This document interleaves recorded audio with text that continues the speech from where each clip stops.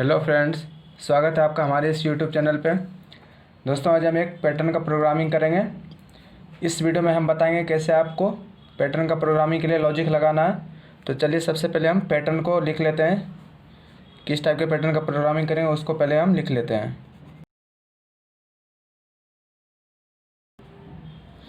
तो दोस्तों, ये पैटर्न है, इसका हम आज हम प्रोग्रामिंग करेंगे, तो वीडियो को अंत तक ज़रूर देखना। सबसे पहले इसमें आपको लॉजिक लगाने से पहले आपको तीन चीज़ का आपको आइडेंटिफाई करना है। तो वो क्या क्या है, सबसे पहले चलिए उसको लिख लेते हैं। Number of outer loop run, then है second number of inner loop run, number of inner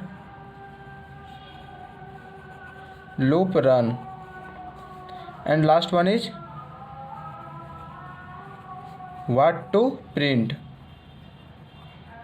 ये आपको तीन चीज़ों का आपको ध्यान में रखना है और इस तीन चीज़ों के अकॉर्डिंग आपको लॉजिक लगाना है। तो जो भी आपको क्वेश्चन में जो भी आपको पैटर्न मिलेगा उस पैटर्न से आपको ये तीन चीज़ सबसे पहले फाइंड आउट करना है।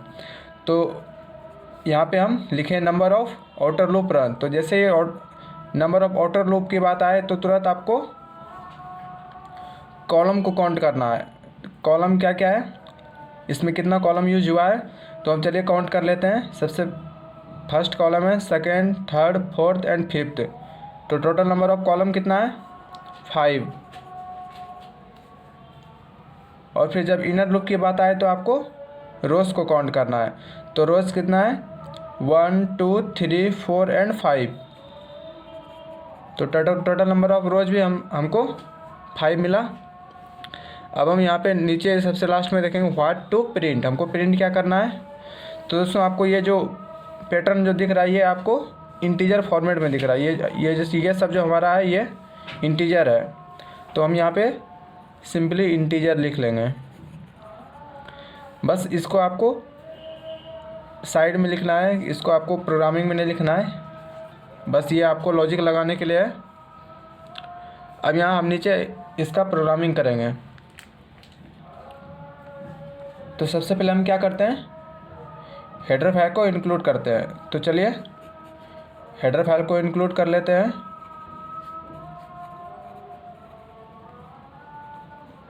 ये हमारा हेडर फाइल है studio.h,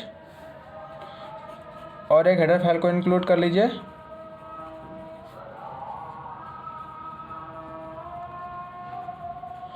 दोस्तों, हम जिस तरह से लिख रहे हैं वैसे ही आपको कंप्यूटर या लैपटॉप जो भी आपके पास अवेलेबल है आपको प्रैक्टिस डेली करना है, क्योंकि अगर आप प्रैक्टिस नहीं करते हैं तो फिर आपका लॉजिक क्लियर नहीं होगा। तो इसके बाद हम void main फंक्शन का यूज़ करेंगे।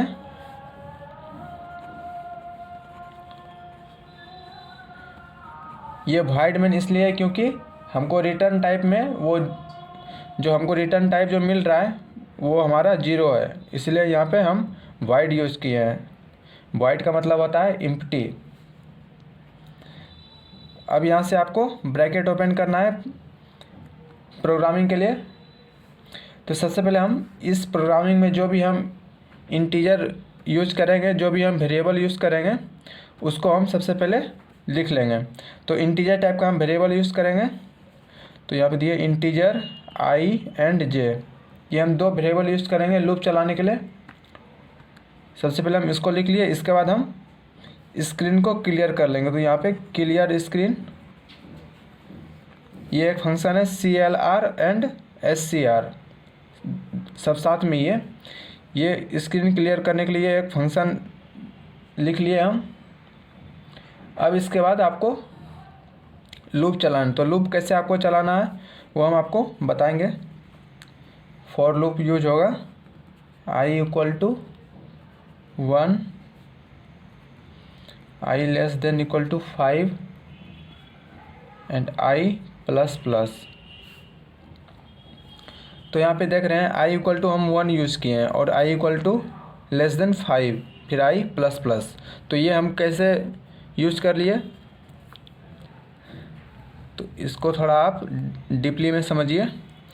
तो यहाँ पे दोस्तों हम बात किए थे, जब भी हम इनर लूप की बात करें तो हमको रोज़ को काउंट करेंगे, नंबर ऑफ़ रोज़ कितना है। तो ये जो आई जो है ये हम इनर लूप के लिए यूज़ किए, और फिर ये जे जो है ये हम आउटर लूप के लिए यूज़ किए।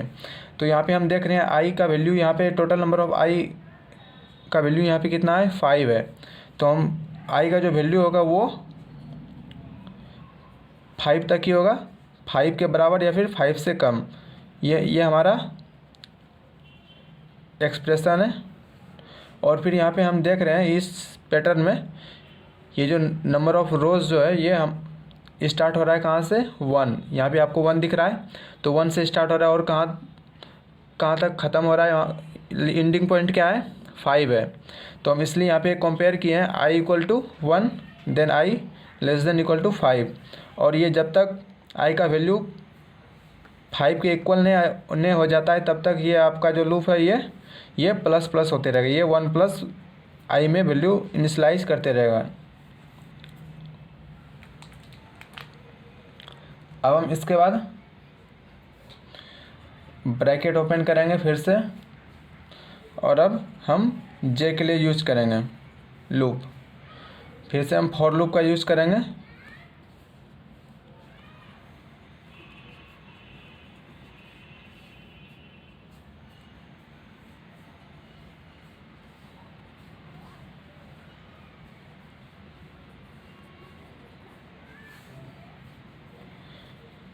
यहाँ पे हम लिखे हैं j equal to 1 and j less than equal to i.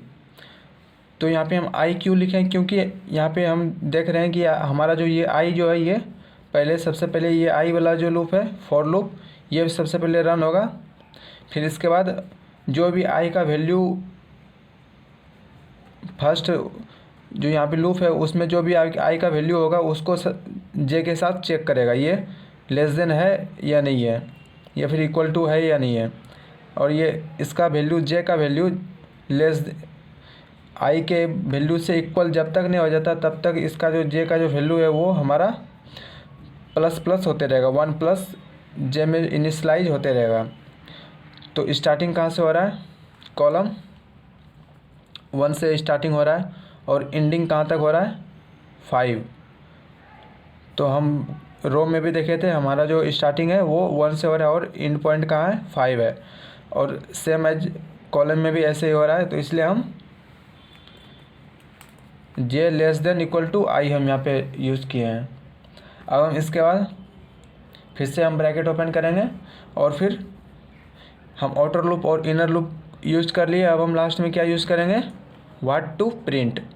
तो प्रिंट क्या करना है, हम लास्ट में प्रिंट करेंगे। तो प्रिंट करने के लिए आपको पता ही है हम प्रिंट एफ फंक्शन यूज़ करते हैं, प्रिंट एफ।